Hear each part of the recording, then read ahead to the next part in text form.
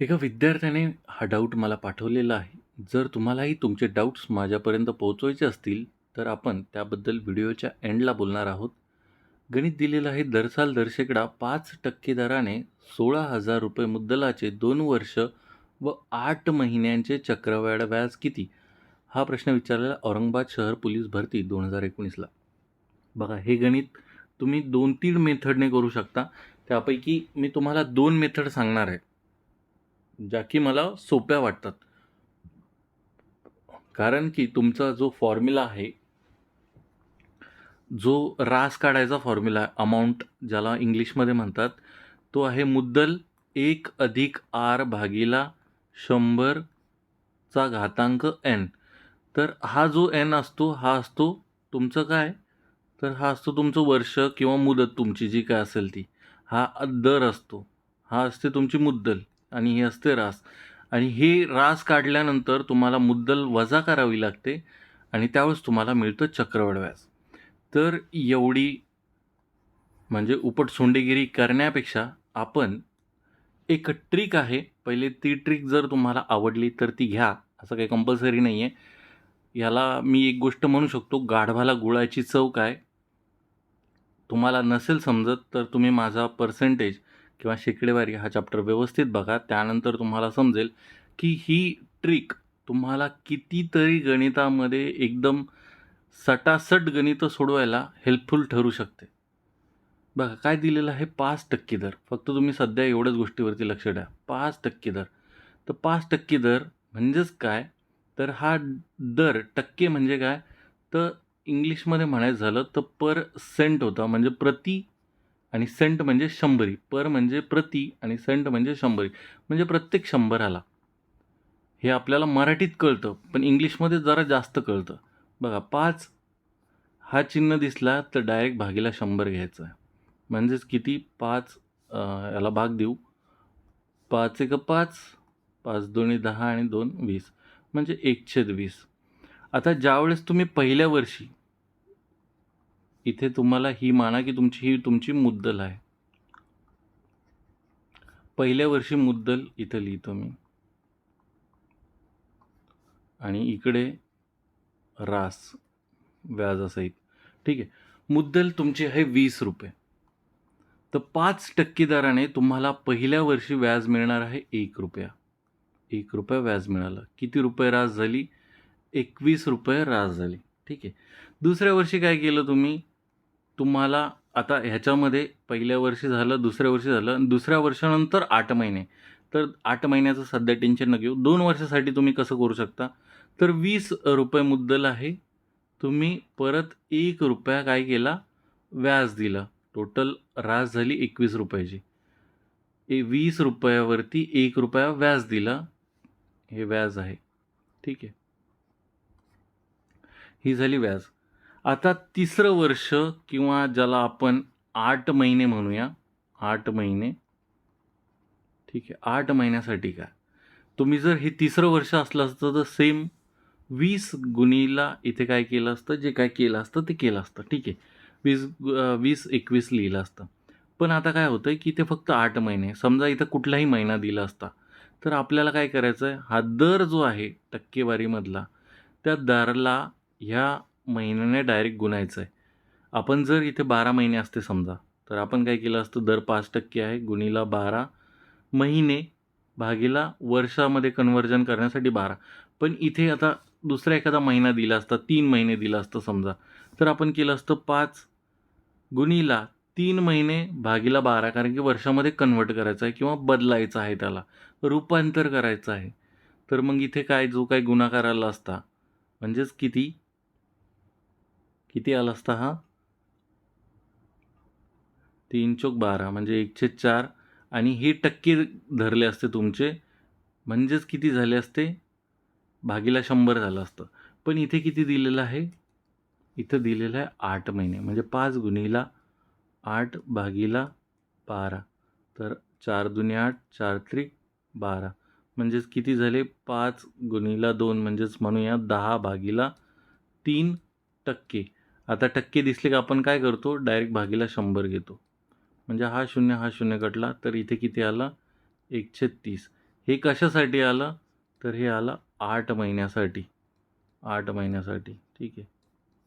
हा जो म्हणजे इथे तुम्ही म्हणू शकता की ही तुमची 30 काय आहे, ही जी 30 आहे तुमची, ही काय आहे, मुद्दल आहे. म्हणजे तिसऱ्या वर्षासाठी तुमची मुद्दल किती होणार आहे, ₹30 होणार आहे. आणि त्यावरती तुम्हाला व्याज किती भेटणार आहे, तर अंशाचं व्याज भेटणार आहे. इथे जेवढा अंश असणार आहे तेवढं व्याज भेटणार आहे. तर अंश होतं तुमचा ₹1, टोटल व्याज झाली ₹31. तर तुम्हाला काय करायचं आहे बघा, इथे यांचा सगळ्यांचा गुणाकार करायचा आहे. म्हणजे 20 गुणिला 20 गुणिला 20 ह्या सगळ्यांचा गुणाकार करायचा आहे. 20 दुनी म्हणजे 20 दुनी 400, 20 गुणिला 20 400, 400 गुणिला 3 किंवा बेदुनी 4, 4 त्रिक 12, 4 त्रिक 12 आणि 1, 2, 3 शून्य ठेवून द्यायचे 12वरती. 1, 2, 3 शून्य ठेवून दिले. आणि इकडे रास किती येणार आहे, 21 गुणिला 21 गुणिला 31.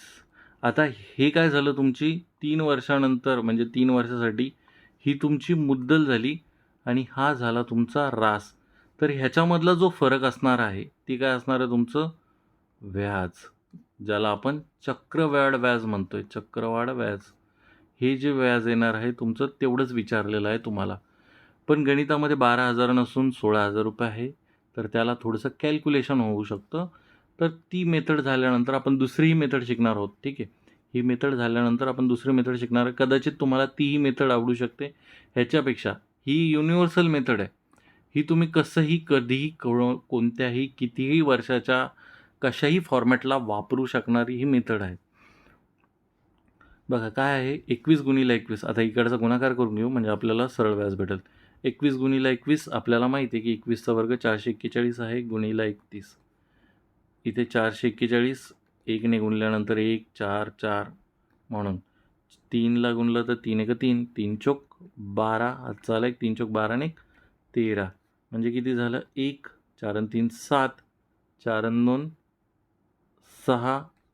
म्हणजेच तुमची रास जी आहे ती किती आली आहे, 12,000ला एवढ्या महिने म्हणजे 2 वर्ष 8 महिन्यासाठी किती व्याज झालं, सॉरी रास झाली 13,671.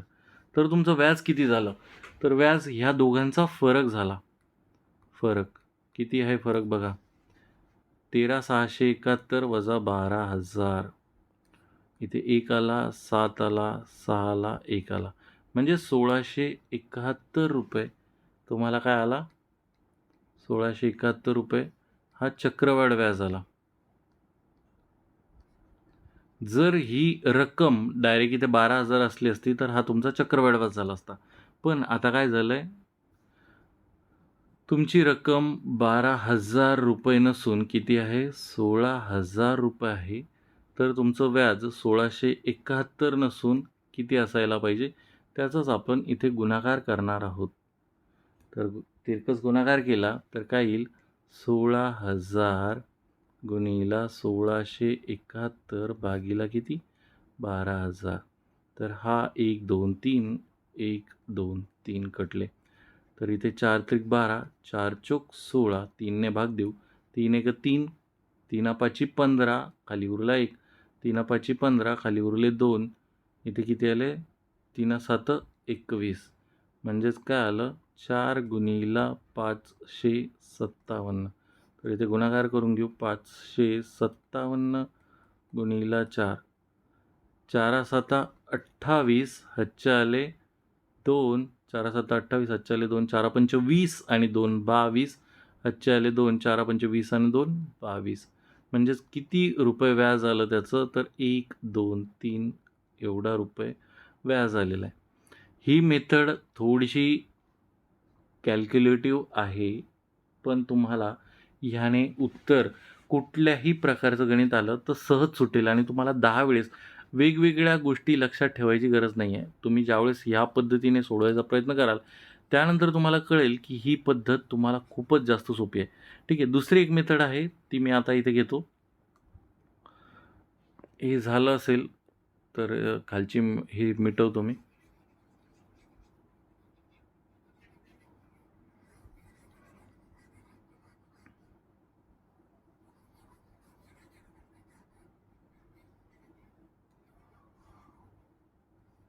ठीक आहे.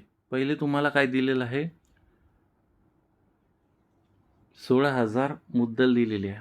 डायरेक्ट 16,000 लिहून घ्यायची. 16,000 मुद्दल. ठीक आहे. ही मुद्दल घेतली.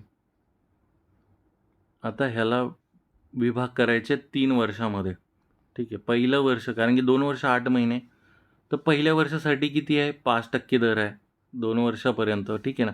म्हणजे पहिल्या वर्षी तुम्ही व्याज घेतलं 1/20 ने, म्हणजेच किती, 5% ने. म्हणजे ह्याचे 5% काढू इन शॉर्ट. 16,000चे 5% काढणार आहोत. तर ह्याचे 1/20 केलं तर हा शून्य, म्हणजे इथेच करूया. 16,000 भागीला 20 किती येतील, 800. म्हणजे हे आले तुमचे 800. हे लिहिलं मी फर्स्ट इयरसाठी. ठीक आहे. हा सरळ व्याज झाला एक प्रकारे. पण चक्रवाढ व्याज काय असतं, सरळ व्याज प्लस व्याजावरती व्याज, ते असतं चक्रवाढ व्याज. हे झालं पहिल्या वर्षासाठी. 2 वर्षासाठी तर समान आहे, कारण की 2 वर्षानंतर गेम बदलतोय. दुसऱ्या वर्षासाठी पण काय होणार आहे, 1/20 होणार आहे, कारण की 5% आहे. किती होणार आहे सरळ व्याज दुसऱ्या वर्षासाठी पण, 800. तिसऱ्या वर्षासाठी सरळ व्याज म्हणा किती होणार आहे, तर 8 महिन्यासाठी सेम तसंच आपण जे केलं आहे, किंवा तुम्ही इथे डायरेक्ट असं करू शकता, किती, 1/20 आलेलं आहे तुम्हाला. 1/20 म्हणजे 5% गुणीला 8 महिने, पण त्याला वर्षामध्ये कन्व्हर्जन करायचं आहे, बदलायचं आहे. म्हणजे 4 दुनी 8, 4 त्रिक 12, बेक बे, बे पंच 10, म्हणजे इथे किती आलं, 130. तर तिसऱ्या वर्षासाठी हा रेट किंवा दर हा लक्षात ठेवायचा आहे तुम्ही.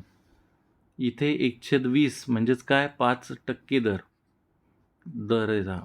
तर इथे 130 वापरायचं, एवढं लक्षात ठेवायचं तिसऱ्या किंवा 8 महिन्यासाठी. 8 महिन्यासाठी. तर ह्याचा 130 काढला, 1600चा 130 काढला. 1600 गुणीला 16,000 भागीला किंवा गुणीला 130.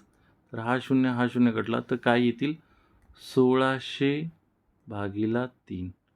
हे झालं तिसऱ्या वर्षासाठी. आता हे जे तिन्ही काढलं आपण ते सरळ व्याज आहे. पण चक्रवाढ व्याजमध्ये काय होतं बघा, जी पहिल्या वर्षाची अमाऊंट आहे ही व्याज आलं आहे सरळ व्याज, ह्याच्यावरती दुसऱ्या वर्षी तुम्हाला हा दर लागणार आहे, म्हणजे 1/20. जर ह्याचा 1/20 काढला 800चा, सरळ व्याजावरती लागणार आहे बघा, सरळ व्याजाचा 800चा 1/20 म्हणजे 5% काढला तुम्ही, किंवा 5%, 800चा 5% म्हणजे 5%. चाचीचे म्हटल्यावर गुणाकार करत असतो, यांचा गुणाकार केला तर सेम येणार आहे तुम्हाला. ठीक आहे. तर हा शून्य कटला, बेक बे, बेचोक 8, म्हणजे 40 रुपये तुमचं काय होणार आहे, इथे चक्रवाढ व्याज मिळणार आहे तुम्हाला दुसऱ्या वर्षासाठी. कोणत्या अमाऊंटवरती, तर ह्या अमाऊंटवरती. आता ह्या चक्रवाढ व्याजावरती तुम्हाला दुसरं वर्ष आहे, ही तिसऱ्या वर्षी किंवा 8 महिन्यासाठी, 8 महिन्यासाठी किती देणार आहेत, तर 40 भागीला 130.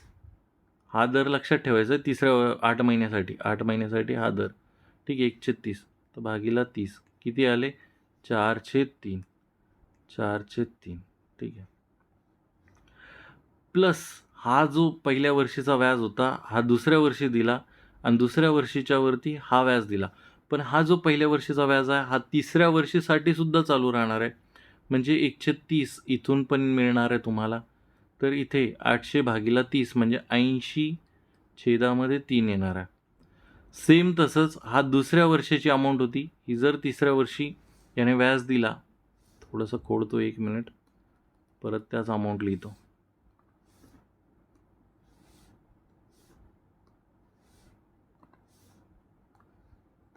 किती आलं होतं, 120 ने 40, आणि 40 ह्याला 130 केला तर हा 4/3 आला होता.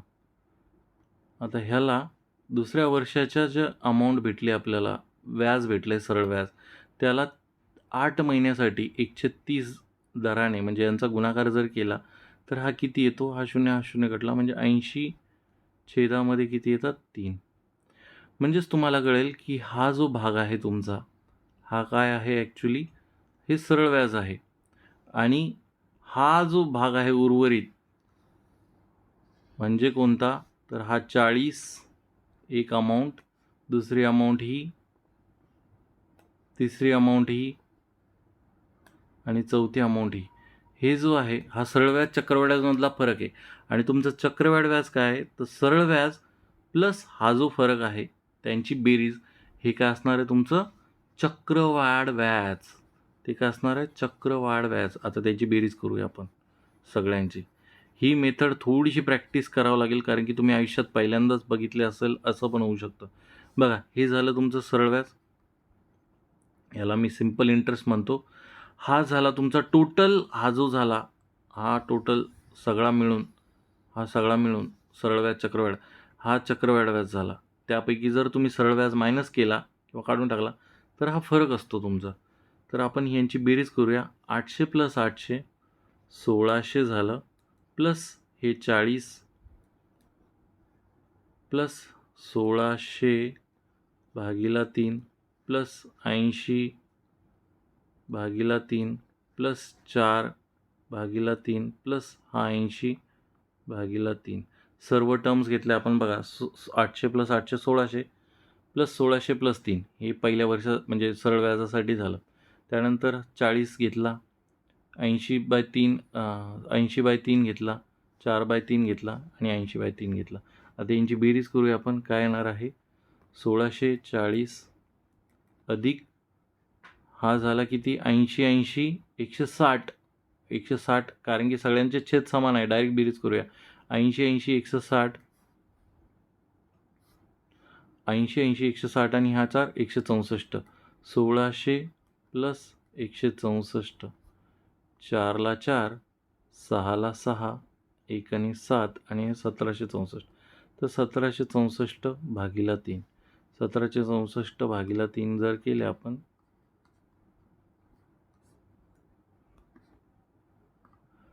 3 1 3, 3 5 15, खाली उरले 2, 3 8 24, खाली उरले 2, 3 8 24. म्हणजे किती आलं 500. याचं उत्तर आलं तुमचं दोघांचं 588. म्हणजे इथं किती येईल, ह्याचं 588 येईल आणि हे येईल 1640 + 588. म्हणजे किती उत्तर येणार आहे 1640 + 588. 8ला 8, 8 आणि 4 12, हातचा आला 1, 6 आणि 6 12, हातचा आला 1, म्हणजेच 2228. एवढं काय येणार आहे त्याचं चक्रवाढ व्याज. जर त्यांनी फरक विचारला असता तर ह्या एवढ्यांची बेरीज 40 हे एवढा फरक फक्त. ठीक आहे, असं पण तुम्ही उत्तरं सॉल्व करू शकता. ही मेथड थोडीशी नवीन आहे तुमच्यासाठी, तर मी समजू शकतो की दोन्ही मेथड थोड्या कॉम्प्लिकेटेड गेल्या असतील. पण तुम्ही जुन्या मेथडने करत असाल तर त्या मेथड आजच्या सोडा आणि तुम्हाला जर कोणी फालतूच्या गणिताच्या जुन्या पुस्तकामध्ये दिलेले जे काही आपल्याला 10वी 12वीपर्यंत शिकलेल्या फॉर्म्युल्यानं सांगत असाल तर त्या मास्तरांचे व्हिडिओ पाहणं बंद करा. कारण की ते तुमचे फॉर्म्युल्याने दिशाभूल करत आहात. तुम्हाला काही अंतरानंतर किंवा काही वेळेनंतर जाणवेल की फॉर्म्युले काही काही ठिकाणी फेल जातात डायरेक्ट. म्हणजे एखादा एक्सपर्टच लागेल तुम्हाला भयंकर आईन्स्टाईनसारखा की त्या गणिताला सॉल्व करायला. तर अशा प्रकारच्या ट्रिक्स आणि कन्सेप्ट जर तुमच्याजवळ असतील तर त्यांना नक्कीच ते व्हिडिओ नक्की पहा. मी असं कोणालाही म्हणणार नाही की तुम्हाला यांची व्हिडिओ बघू नका, त्यांची व्हिडिओ बघू नका. बघा, चालू द्या. ज्यांना आपल्या इथे फुल चॅप्टर वाईज कोर्स सुरू केलेला आहे एकदम रास्त दरात, फक्त 59 रुपयाची मेंबरशिपमध्ये आपण फुल चॅप्टर वाईज व्हिडिओज अवेलेबल करून देत आहोत तुमच्यासाठी. फक्त तुम्हाला काय करायचं आहे, यूट्यूबला जॉईन बटनावरती क्लिक करायचं आहे आणि हे व्हिडिओज तुम्हाला बघायला भेटतील. प्लस जर तुम्हाला काही डाऊट्स असतील तर तुम्ही मला टेलिग्राम ग्रुप आहे आपला @गणित1 ह्याच्यावरती तुम्ही तुमचे डाऊट्स मला पाठवू शकता. त्यावरती नक्कीच तुम्हाला त्याचं सोल्युशन देण्याचा प्रयत्न केला जाईल जर व्हिडिओज अवेलेबल असतील तर. ह्या व्हिडिओमध्ये एवढंच. धन्यवाद.